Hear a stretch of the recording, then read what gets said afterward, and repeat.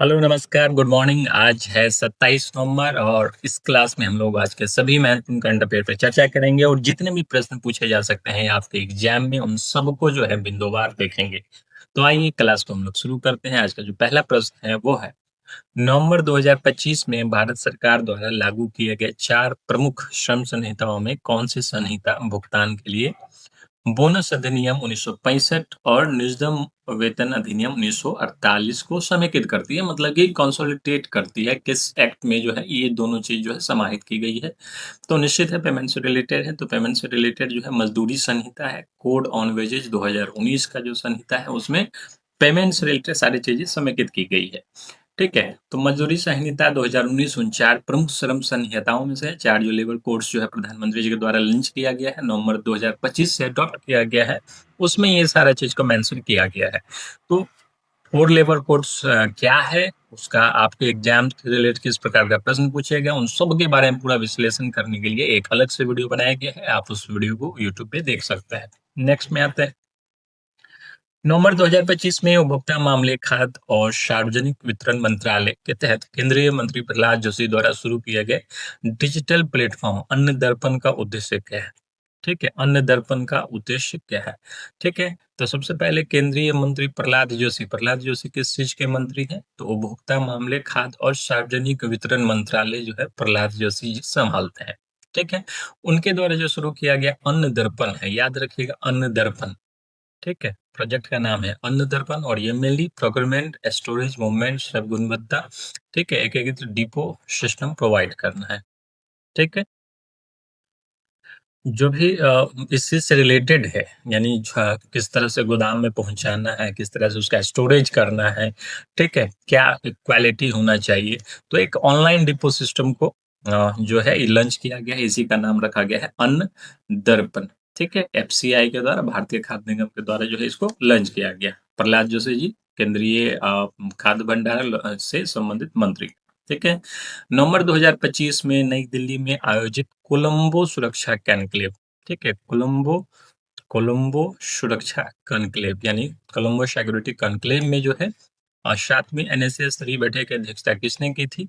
ठीक है, तो 7वें स्तरीय की बैठक की अध्यक्षता जो है हम लोग जानते हैं, जो हमारे जो राष्ट्रीय सुरक्षा सलाहकार है अजीज डोभाल जी। ठीक है, क्योंकि एनएसए लेवल का था तो अजीत डोभाल जी ने इसकी अध्यक्षता की। तो यहाँ पे 2-3 चीज क्लियर है। आपसे एग्जाम में ये भी पूछा जा सकता है कहाँ पे सुरक्षा कॉन्क्लेव हुआ था, तो ये 2025 में नई दिल्ली में आयोजित की गई थी। इस बात को ध्यान में रखना है। ठीक है, कोलंबो सुरक्षा कॉन्क्लेव जो है जो इंडिया और नाइबरिंग रीजन्स है उससे रिलेटेड है और किस तरह से सुरक्षा की जाती है, मतलब क्या क्या थ्रेट्स है या किसी प्रकार का कोई इश्यू है तो आपस में बैठ करके लोग जो है इसको सॉल्व करते हैं। तो इस कोलंबो सुरक्षा कॉन्क्लेव में इंडिया, बांग्लादेश, ठीक है, इसके साथ साथ जो है इंडिया, बांग्लादेश, श्रीलंका, मालदीव, मॉरिशस, ठीक है, ये सारे कंट्री आते हैं। और अभी लेटेस्ट कंट्री एक जुड़ गया है इस सुरक्षा कॉन्क्लेव से, वो है सेशल्स। ठीक है, आप वर्ल्ड मैप में देखिएगा तो सभी कंट्री जो है आपस में नाइबरिंग कंट्री है। ठीक है, तो नवंबर 2005 में ये नेक्स्ट प्रश्न इसी से रिलेटेड है। 7वीं एनएसए स्तरीय बैठक में कोलंबो सुरक्षा कॉन्क्लेव का छठा पूर्ण सदस्य कौन बना है? तो ये सेशल्स बन गया है। ठीक है, सेशल्स बन गया है। चलिए, नवंबर 2025 में ब्राजील के बेले में आयोजित कॉप 30 शिखर सम्मेलन अमेरिकी भागीदारी से उन्हें क्या विशिष्ट बात थी? ठीक है, तो कॉप 30 से संबंधित एक प्रश्न जो है आपके करंट अफेयर में आने वाले एग्जाम में निश्चित रूप से रहेगा। ठीक है, तो 2025 में जो है ये ब्राजील के बेले में आयोजित हुआ है, तो जगह का भी याद रखिएगा। जो छोटे एग्जाम एसएससी लेवल के एग्जाम से उसमें जो है ये चीज पूछा जा सकता है कहाँ पे आयोजित की, तो ब्राजील के बेले में आयोजित की गई। ठीक है, अब है कि अमेरिका के संबंध में, तो अमेरिका देखिए डोनाल्ड ट्रम्प का जो 2.0 का जो कार्यकाल है वो शुरू में ही उन्होंने इस चीज को डिनाई कर दिया था कि वो क्लाइमेट चेंज वेंज इस सब में कोई इंटरेस्टेड नहीं है। और ये जो कूटनीति डिप्लोमेसी है क्लाइमेट चेंज को लेकर के, एनवायरमेंट चेंज को लेकर के, ये नहीं मानता है। तो सिंपली है कि बॉयकॉट करना है। तो यहाँ पे भी आंसर हो जाएगा अमेरिका जलवायु कूटनीति कार्यालय बंद होने के बाद पहली वार्षिक सम्मेलन में अनुपस्थित निश्चित है कि वो रहेगा ही नहीं। ठीक है? क्योंकि वो इस तरह का जो भी जलवायु कूटनीतिक है, उसको बंद कर चुका है, उसमें कोई इंटरेस्ट नहीं ले रहा है। उसके बहुत सारे रीज़न्स हैं, बहुत सारे मायने हैं उसके, ठीक है? तो उसके लिए एक अलग से एक विश्लेषणात्मक वीडियो जो है आपको दिया जाएगा, उसमें आप जान सकते हैं। अभी सिर्फ़ इतना है समझिए कि एनवायरनमेंट डिप्लोमेसी अमेरिका बंद कर चुका है, क्योंकि अगर वो इस चीज़ में पड़ेगा क्लाइमेट चेंज को लेकर के जैसे ही आगे आएगा, तो सबसे बड़ा नुकसान अमेरिका को ही होने जा रहा है। नेक्स्ट आते हैं। संयुक्त राष्ट्र पर्यावरण कार्यक्रम की ग्लोबल मीथेन स्टेटस रिपोर्ट के 2025 के अनुसार 2020 में 31 मिलियन टन मीथेन उत्सर्जित करके भारत मीथेन उत्सर्जक सूची में किस स्थान पे है? तो भारत बन गया है अब तीसरा स्थान पे पहुँच गया है, ठीक है? और यही कॉप 25 का जो मीटिंग चल रहा है, कॉप 30 का जो मीटिंग चल रहा है, उसमें ही इस सूची को भी प्रकाशित किया है। कॉप 30 का मीटिंग कॉप का मीनिंग होता है कॉन्फ्रेंस ऑफ पार्टी, ठीक है? और 30वां शिखर सम्मेलन है, इस कारण से कॉप 30 के नाम से इसको संबोधित किया जाता है। और जो फर्स्ट स्थान पे है, हम लोग जानते हैं कि पहले स्थान पे चीन है, ठीक है? चीन नंबर 1 पे है, यूएसए नंबर 2 पे है, अब भारत जो है तीसरा स्थान पे पहुँच गया है मीथेन उत्सर्जन में, ठीक? चलिए, German watch new climate institute और क्लाइमेट एक्शन नेटवर्क शीएन द्वारा जारी क्लाइमेट चेंज परफॉर्मेंस इंडेक्स 2026 में भारत की रैंकिंग क्या है? ठीक है, तो ये भी जो है कॉप 30 से रिलेटेड ही प्रश्न है, ठीक है? तो भारत का जो स्थान है इस इंडेक्स में, ये 23वां स्थान पे भारत पहुंच गया क्लाइमेट परफॉर्मेंस इंडेक्स में, क्लाइमेट चेंज परफॉर्मेंस इंडेक्स में। यानी जो क्लाइमेट चेंज हो रहा है उसको टैकल करने के लिए इंडिया गवर्नमेंट क्या कर रही है, ठीक है? और थोड़ा-सा ये जो है पिछले साल के मुकाबले थोड़ा-सा कम है, ठीक है? चलिए नेक्स्ट है S&P global rating economic outlook Asia Pacific जो साइंस ऑफ रिलीफ रिपोर्ट के अनुसार फाइनेंशियल ईयर 2026 के लिए भारत की जीडीपी वृद्धि का अनुमान कितना बनाए रखा गया है? तो 6.7% बनाए रखा गया है और किसके द्वारा? एस&पी के द्वारा, ठीक है? एस&पी हम लोग जानते हैं एक इंटरनेशनल रेटिंग रेटिंग एजेंसी है, ठीक है? रेटिंग एजेंसी क्रेडिट रेटिंग करती है। ठीक है? यानी जो कंट्रीज़ हैं या फिर कोई बड़ा बिज़नेस है, उसका क्रेडिट रेटिंग करती है कि आने वाले समय में क्या प्रोस एंड कॉन्स हो सकते हैं इस बिज़नेस का, क्या इन्वेस्टमेंट अच्छा रहेगा, खराब रहेगा, क्या ग्रोथ रहेगा, इस सब के बारे में जो है विश्लेषण करती है ये कंपनीज़। ठीक है? चलिए, फैब और हब 71 ने किस पहल के लिए यूएई इंडिया सेपा काउंसिल के साथ रणनीति साझेदारी पर हस्ताक्षर किए? ठीक है? तो यूएई इंडिया स्टार्टअप सीरीज के लिए जो समर्थन दिया गया, ठीक है? यानी कि यूनाइटेड अरब अरब अमीरात के साथ जो ये साइन हुआ है इकोनॉमिक पार्टनरशिप के लिए, तो जो भी नए स्टार्टअप्स खुलते हैं उनको समर्थन दिया गया, वहाँ से भी टेक्नोलॉजी, वहाँ से भी समर्थन मिलेगा, ठीक है? तो यूएई इंडिया व्यापक आर्थिक भागीदारी समझौता यानी इसको सेपा कहा जाता है, कॉम्प्रिहेंसिव इकोनॉमिक पार्टनरशिप एग्रीमेंट किया गया है फर्स्ट अबू धाबी बैंक और हब 71 के द्वारा।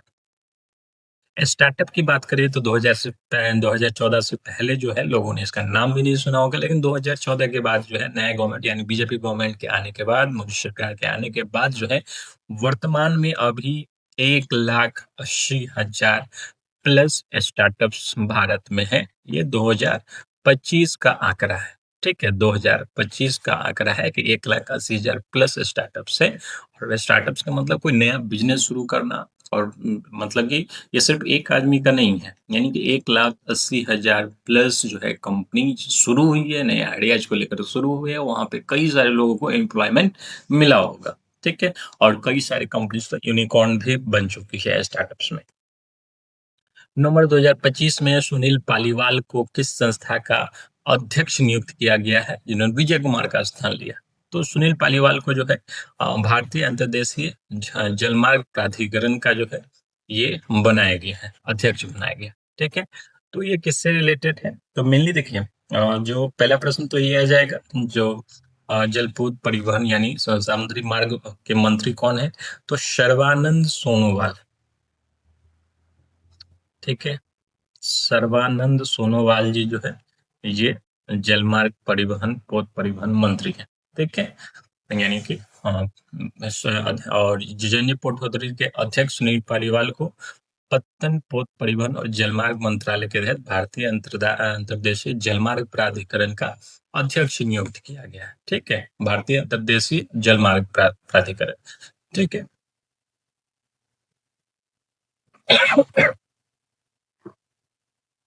नेक्स्ट है एंटी सबमरीन वारफेयर सेलो वाटरक्राफ्ट आईएनएस माही का विकास किस संगठन के द्वारा किया गया और कितने प्रतिशत अधिक स्वदेशी सामग्री है?